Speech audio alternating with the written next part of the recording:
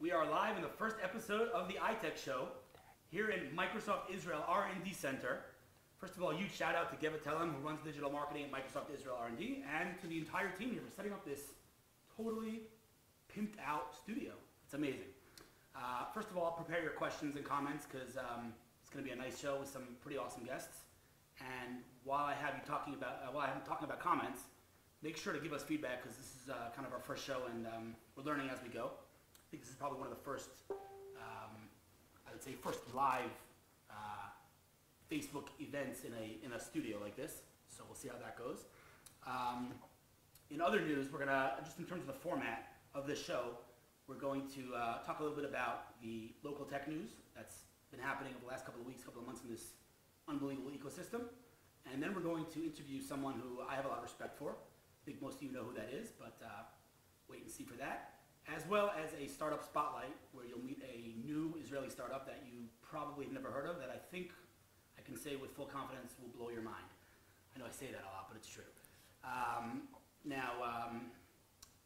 The iTech show, the concept was born out of the need for the world to meet the people and see the faces behind the Israeli tech ecosystem. There's obviously a lot of hype, a lot of news about Israeli tech, but you know, who are the people, right? So that's what we're here for, and hopefully you'll enjoy it. I'm actually going to be sharing this live stream right now on my own Facebook for people to jump in when it shows up, that is.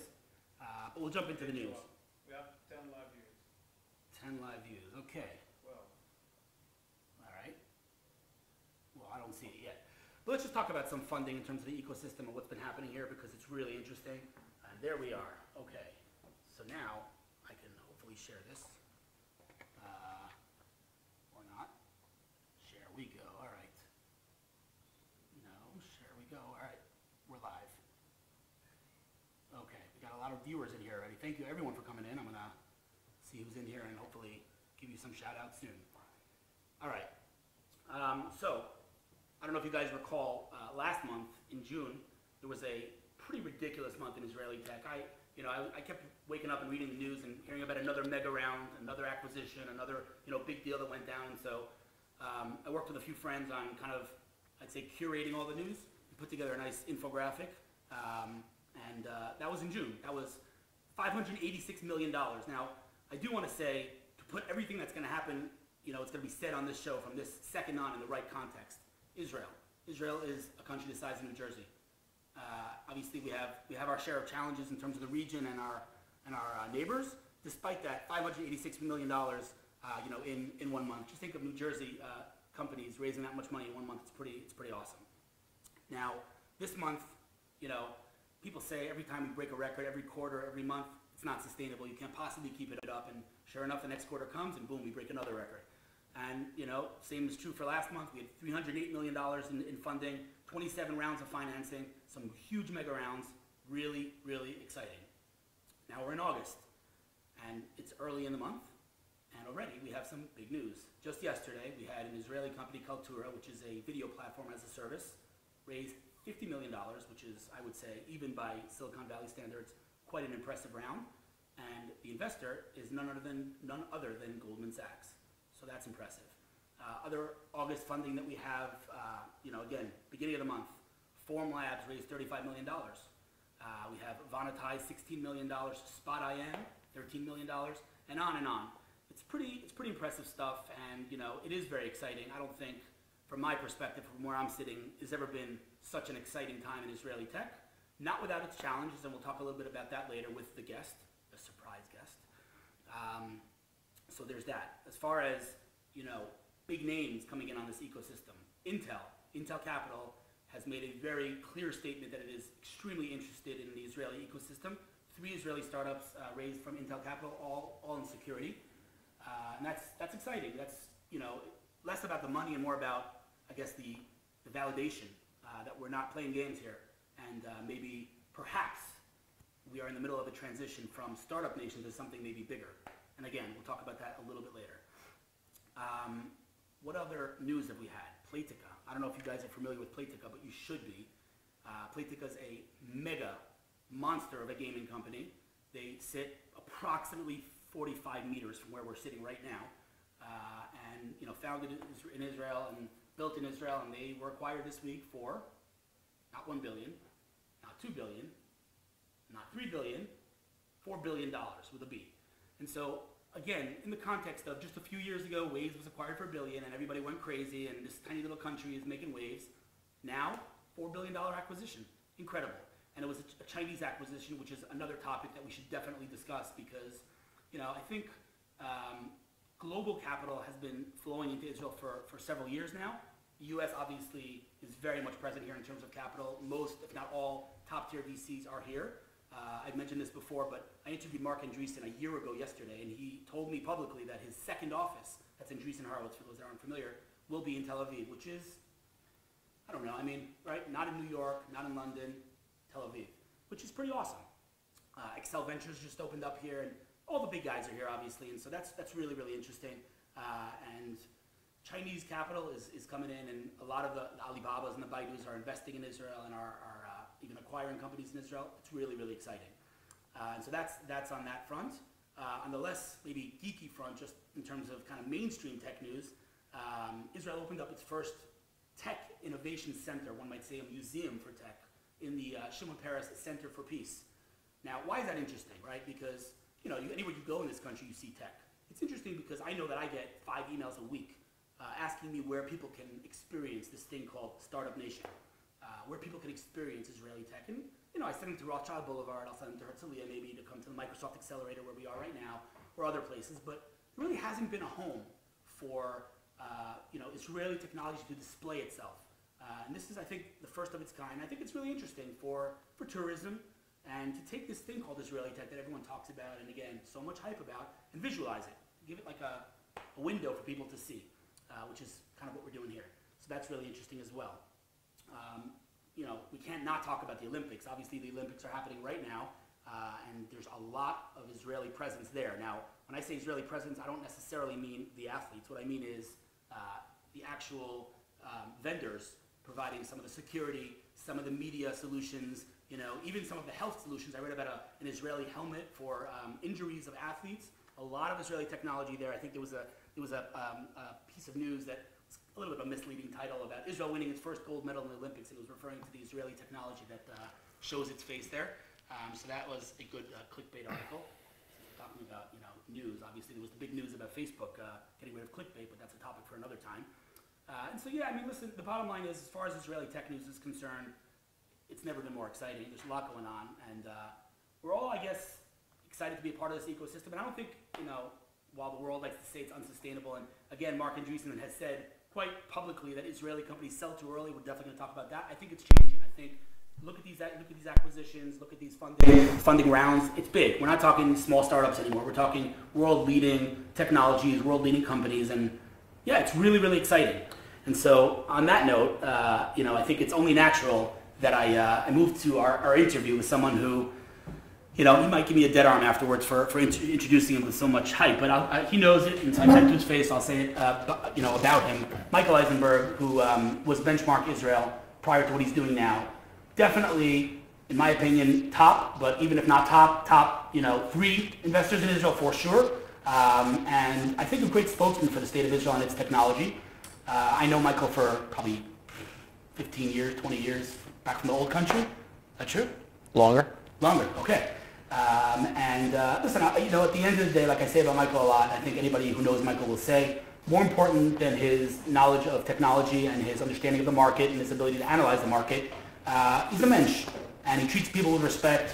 Some people maybe deserve the respect, some people less, but he treats everyone with respect, and that's important. And it doesn't go without saying, I don't mean to make you uncomfortable, it doesn't go without saying, I don't think that that's something that can be said about a lot of other people in the ecosystem. I don't want to mean to get negative, but it's an important thing to treat people with respect, and that's something that obviously the ecosystem very much appreciates. Welcome. Thanks for having me.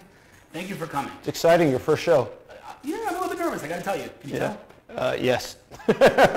Okay. They need to makeup you the next time. Hide the sweat. Yeah. All right. So the truth is, I really want to just jump in because we have a lot of ground to cover. We don't have that much time. So. Well, at the pace that you speak, we'll get a lot in. Speaking fast? It's okay. I had a Red Bull though. Okay. So really, let's just jump right in, Michael. Biggest challenges. You've been around the block. You've been in, you know Silicon Valley like the back of your hand. You know this technology industry, globally. You're investing in Israel. You're very focused on Israel. I want to hear more about your mission in Israel, but let's just start with what are the biggest challenges investing in this ecosystem? The most important thing to recognize is that there is very few centers of innovation in the world, and this is number 2 or number 3 globally right now. And you need to access, if you want to be part of this new economy, you need to access that innovation. So more than challenges, what Israel has going for it is this fundamental sense that you need to innovate to change the world, make it a better place, create new technologies, create new business model innovations that take us forward. However, inevitably, when you're in a country that's not just the size of New Jersey, but has only 8 million people in it, the rate limiting factor is the availability of talent. I think by the most generous estimates, there's about 290,000 people in the Israeli tech ecosystem today. That's 4% of the population. It's a small number if you want to build a mega company, and mega ecosystem. And so we need to expand our talent pool, and I think that's far and away the biggest challenge. More talent. Okay, I guess that leads me to my next question. How does the talent in Israel differ from the talent in Silicon Valley? Again, you've seen it all, so let's focus on, let's say, engineering. Well, first of all, I haven't seen it all. I've never been to China. Really? So, never. Why? I haven't made it yet. I'm going there next week. I'll tell you how it is. Let me know. All right. Yeah, they have kosher Chinese restaurants there? They do. Chabad in Shanghai. Do they serve gefilte fish? I don't know. Okay. So the big difference is on the talent vector. Historically, in particular, you haven't had enough management talent in Israel to grow the big companies, which is, I think, the core message of the book that Saul Singer and Dan Singer wrote so effectively, Startup Nation. Our global audience might not know what you're referring to. Startup Nation. Yeah, Startup Nation, which tells the story of these small Israeli innovations and startups that get sold to mega companies. And part of the reason for that was lack of VCs, kind of marathon running, we'll call it. But part of it was a lack of management talent to actually scale us up. I think that tide is changing, but inevitably in the United States, a country with 400 million people that has built the Fortune 500, many companies of scale, you have a much deeper bench for management. And I think that's a core challenge of this market. We need more management. So we need to bring more people to this country who have management experience and expertise. Okay, so I just realized as you're speaking that you jumped right in, and I might be so excited to have you here in the studio. I forgot to even explain what you do today. I talked about Benchmark, but now you're, Aleph, which is, on a personal level, obviously a huge fan of what you do because you're not just writing checks. I've met you several times at the airport, flying to Silicon Valley to, work on. That's called writing checks to the airlines. Yeah. Writing, you're working on partnerships. You're working on, even finding employees and talent for your companies. And so you're really hands-on, and you're, like they say, a value-add VC. And your checks, I would imagine, are a small fraction of the value you provide. Just walk me through what was behind Aleph. Sure. What happened and how did it happen? Our approach, very similar to Benchmark's, was that A, venture capital is a local business in the Series A. You need to be close to the entrepreneurs. 2, Israeli entrepreneurs have a particular set of challenges, whether it's dual locations of businesses because you got to put someone in a market, or alternatively, another issue you have is where you're going to access talent, and you need investors with real global networks to bring those early customers and contracts and partnerships in. So we actually measure ourselves, I don't know if you know this, we measure ourselves publicly on this topic. At the end of the year, we post a public blog post of where we've done well and where we haven't done well in adding the value. And kind of a core part of Aleph is we think if you want to build big companies, the ecosystem needs to get better. And so we invest a lot in this ecosystem with our Aleph Bet programs, which train people in, kind of our growth university, we call it. I love that you call it an ecosystem. Okay. As opposed to an ecosystem. Oh. Isn't that a Hebrew versus English thing? I don't know, maybe it's just me. I don't know.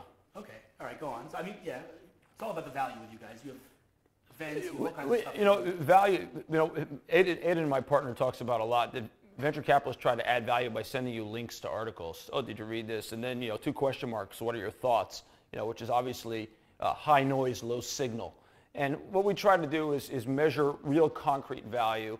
Recruiting is a big topic for us. The best talent wins always, except when it doesn't. No, but the best talent is critical for these companies, particularly in the areas that we're interested in, which involve machine vision, machine learning, big data, tackling big, hard problems. Like, for example, Nexar, which we were talking about before we came on the set, if we can call this a set. It's a set. All right, it's a set.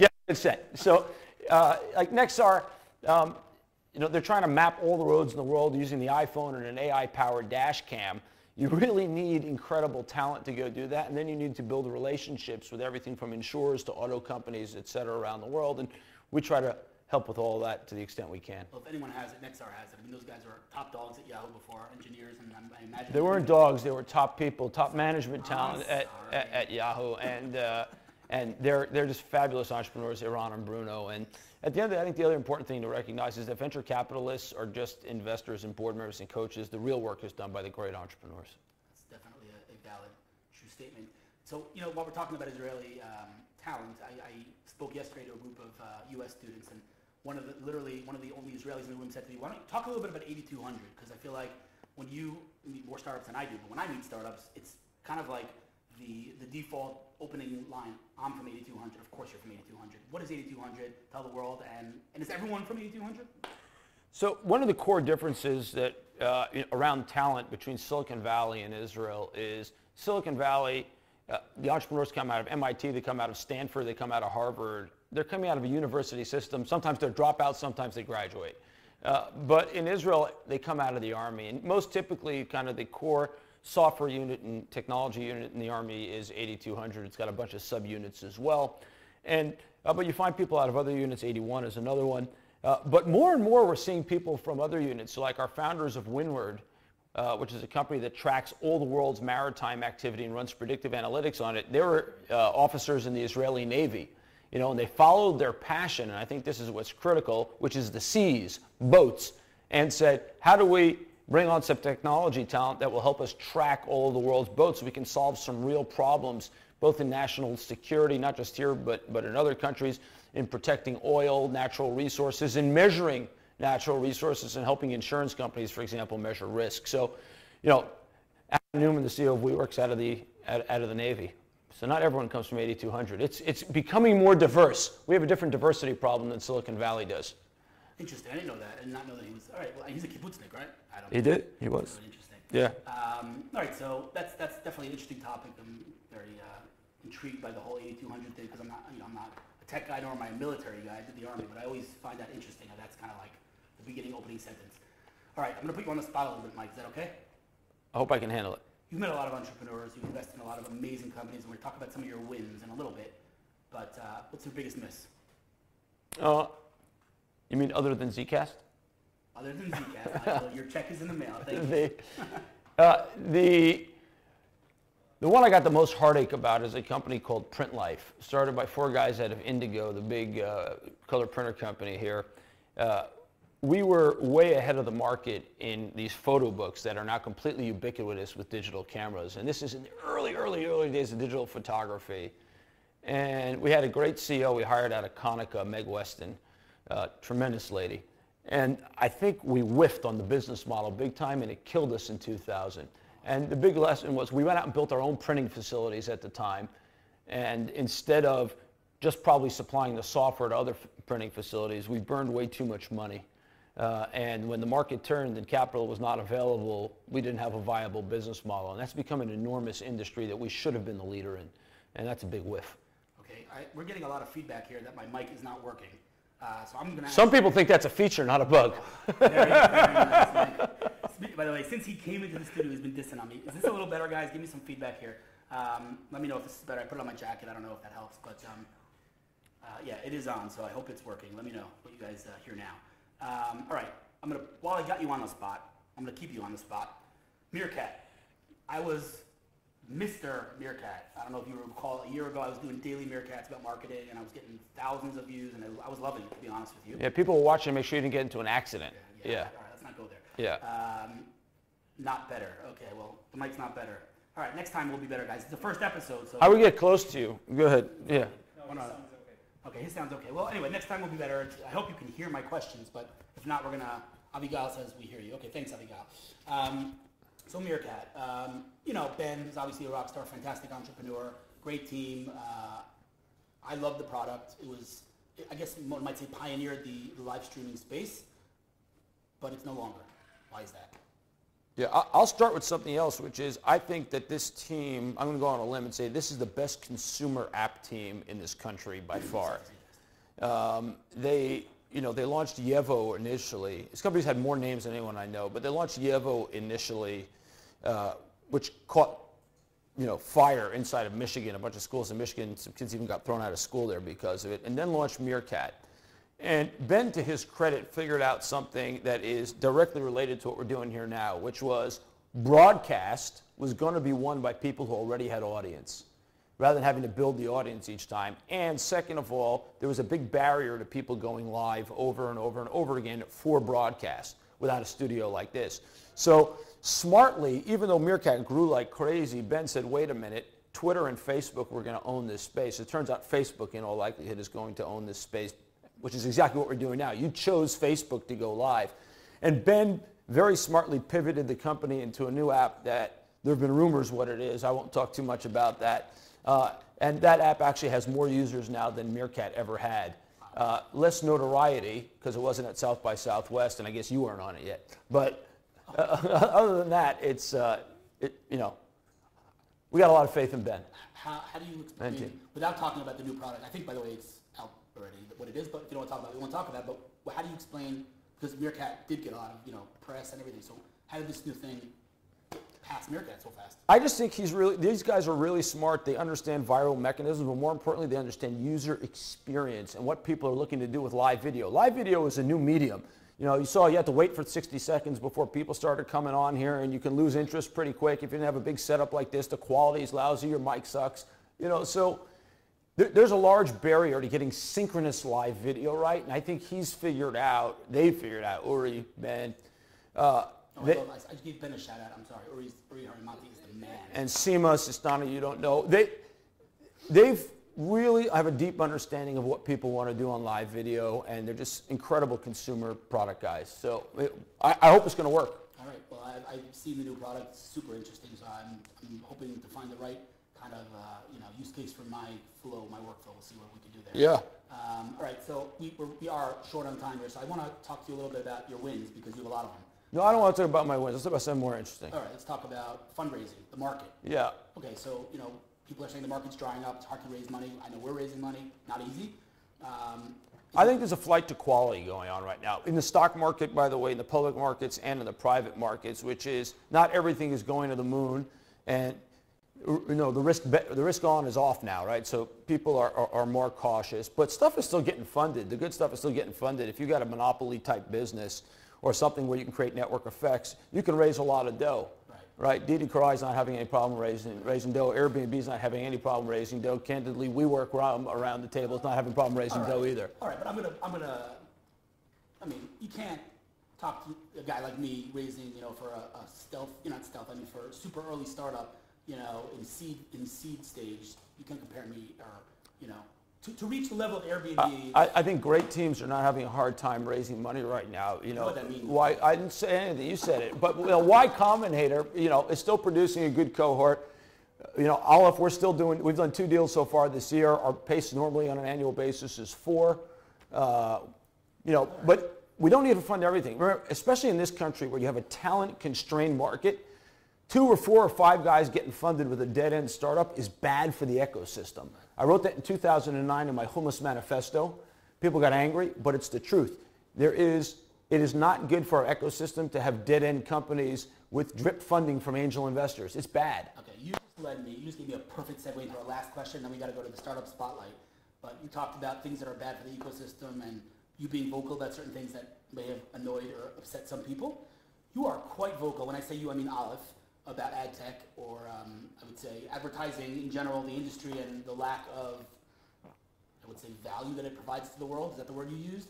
And how you even called to engineers not to go to ad tech. Yeah. So I've never Why good Israeli mothers don't let their children become ad tech engineers. Yeah. I've never seen you so vocal about anything. Clearly, you're very passionate about it. So Yeah. I don't want to talk about the negative. Everyone knows your opinion on ad tech. Okay, but if ad tech doesn't do it for you, what does it for you? What yes? So, Adam Newman, is founder and CEO of WeWork. He was on the phone with me as I was walking in here right now. And I said to him, listen, I got to get off the phone. I'm going on this Facebook Live thing about Israel. And he said, talk about the mission. Talk about the mission. Mission-driven companies are what drives the world at the end of the day. And you think about Facebook, for example, it's connecting all the worlds of humanity. You think about WeWork, right? WeWork is building community. There have been tens, if not hundreds, of what they call co-working businesses around the world. That's not what WeWork is. WeWork builds a community of entrepreneurs that help each other, much like Aleph, for example, invests in an ecosystem to help it, sustain and grow itself and communicate like our app Karma does, right? Which lets entrepreneurs help entrepreneurs. But WeWork's mission is community and empowering people to become more successful. Eran Shir, the CEO of Nexar we mentioned earlier, says mission is the world's greatest growth hack. It's actually the best recruiting hack.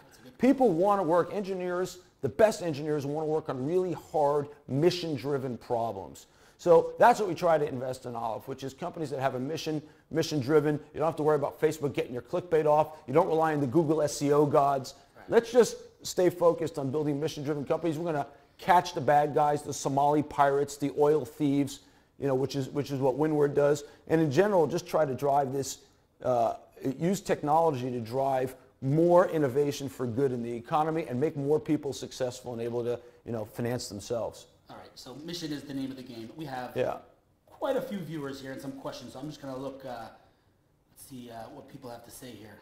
Can hardly hear. Well, I hope that's fixed for sure. This guy said something, not sure if you guys are taking questions, but curious what sector either of you see Israel not disrupting enough. That would be Shalom Shai Knecht. I think you know the guy. Yeah. What is Israel not disrupting? Where are our shortcomings? Oh, I don't know. I think in general it's hard to do consumer and e-commerce stuff out of Israel. Like the Dollar Shave Club.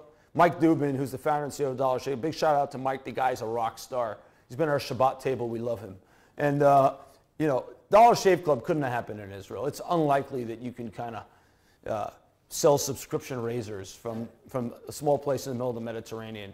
That's the craziest story ever. The guy is the best. He's the best. That is an unbelievable story. Yeah. All right, Mike, we are running out of time here, so we're going to have to cut this, even though, like I said, we could talk about this stuff for hours. But I definitely appreciate you coming on our show. Thanks for having me. Had anyone else on this show on the first episode other than you, so I'm glad you can make it, and I know your busy schedule, so definitely appreciate it. We're going to cut out to a video for our startup spotlight. You can see what they do, and then we're going to interview the founder. So stay tuned for the video right now, people. All right, good luck with the show. But that is only the beginning. The controller also supports smart gesture recognition and the ability to build and interact in 3D space. Just imagine VR Legos. Gemsense also provides tools for easily building UI menus. The controller uses the brand new red amber gem and can be built in any size and shape. In other words, your imagination is the only limit with the Gemsense Playground Project Controller. Introducing the Gemsense Playground Project Controller. The controller allows the user to drag and drop objects and operate UI menus. But that is only the beginning. The controller also supports smart gesture recognition and the ability to build and interact in 3D space. Just imagine VR Legos. Gemsense also provides tools for easily building UI menus. The controller uses the brand new red amber gem. Let me know we're live. Oh, we're live. Welcome back, folks. So every episode, which we're going to be doing, by the way, every 2 weeks, hopefully, if we can stay at our rapid pace, we're going to be meeting a new startup that, I think the only criteria is that it's innovative. And I think that we can all agree, once you hear what this company does, that they're innovative. Who are you? And cool. I'm Johnny from Gemsense. Nice to meet you. Jonathan Schipper, right? Yeah, Schipper. Actually, it's a great honor to be featured on the first show on your super cool show, and being a featured startup, it's always an honor. Let's hope people can hear us this time. Hopefully. I think my mic's good. I got it from Michael. So, quickly about Gemsense. Gemsense was started by me and my partner, Avi Rabinovich. What we do is basically, we try to make people's lives better with technology. Okay, what we really like to do is help incorporate technology into day-to-day objects, into things, so we wouldn't have to rely on old interfaces like mice and keyboards. More natural interfaces, things that people enjoy using rather than having to use Right. to get something. And what we really developed is our sensor technologies, our platform, AmberGem platform. What is that thing you're holding in your hand? Yeah, that's our first product, the one we've been selling worldwide for the past few months. It's tiny. Can you hold it up so that they could see? Because that thing is really small. Yeah, they'll Okay. probably not see it anyway. What is that? So basically it's motion sensors and Bluetooth, and we transmit the data to any smart device, Windows, Android, iOS. Cross-platform. Cross-platform. Beautiful. Basically it's an SDK for connected products. What we do, our major play is working with businesses who already sell. Wait, I'm going to interrupt you if I may. Sure. Because you say SDK, me and you might know what that means, but maybe a lot of people don't know what that means. So an SDK is software development kit, which is basically the ability to take one product, connect it with another product, if I'm going to simplify it. And so, developers use SDKs, let's say, to add ads in their apps and different things. This is an SDK that's hardware.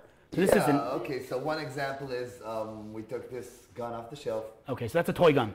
Yeah, it was a toy gun that used to make a bit of sound Okay. and the lights, so we put our sensors inside, and now you can play games in VR with it.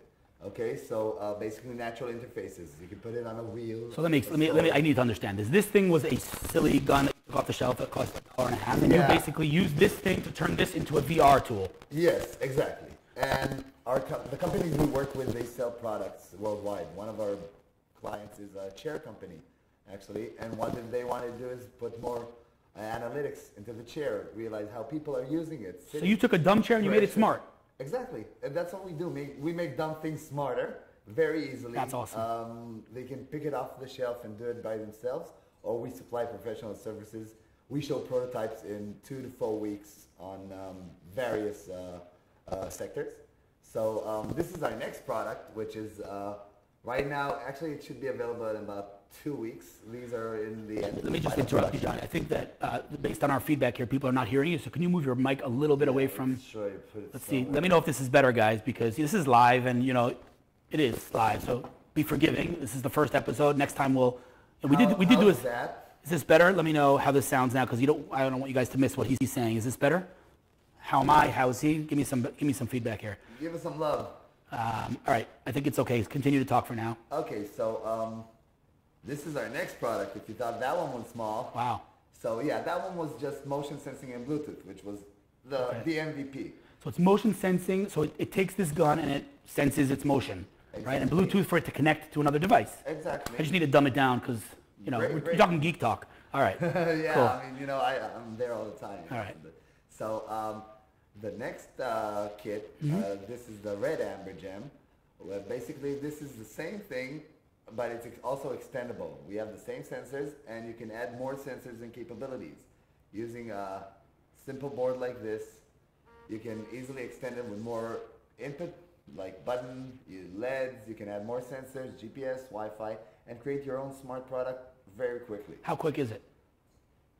Very You quick. want to take this chair and make it smart. How long does it take? Actually, we can stick it on the chair, and we have some open source applications. We can do it in a matter of minutes, making some basic app. But if you want to incorporate more sensors, like temperature, humidity, and maybe a few more, it could take 2 to 4 weeks to show a simple prototype. And again, I'm a marketing guy, so I'm trying to wrap this put it in its category. I mean, one might say this is IoT. This is an IoT platform. yeah, exactly. Well, our biggest play is in IoT. So this is like WordPress for IoT. You could say that. There you go. Yeah, we're letting a lot of businesses and developers who want to build those smart products.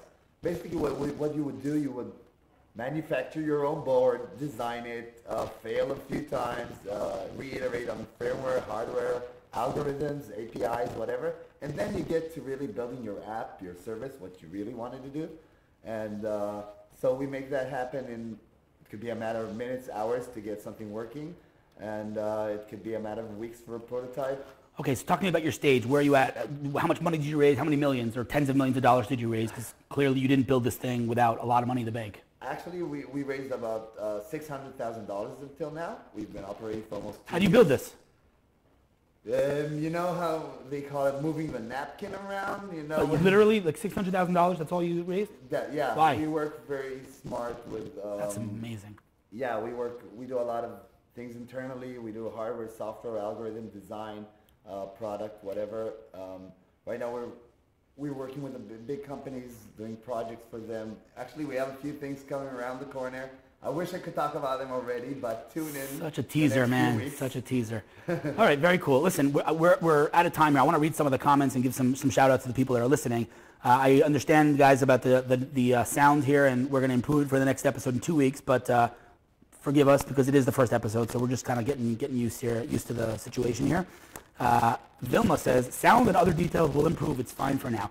I appreciate that. Thank you. Okay, let's see. We got sound is brutal. Come on, guys. Be a little nice.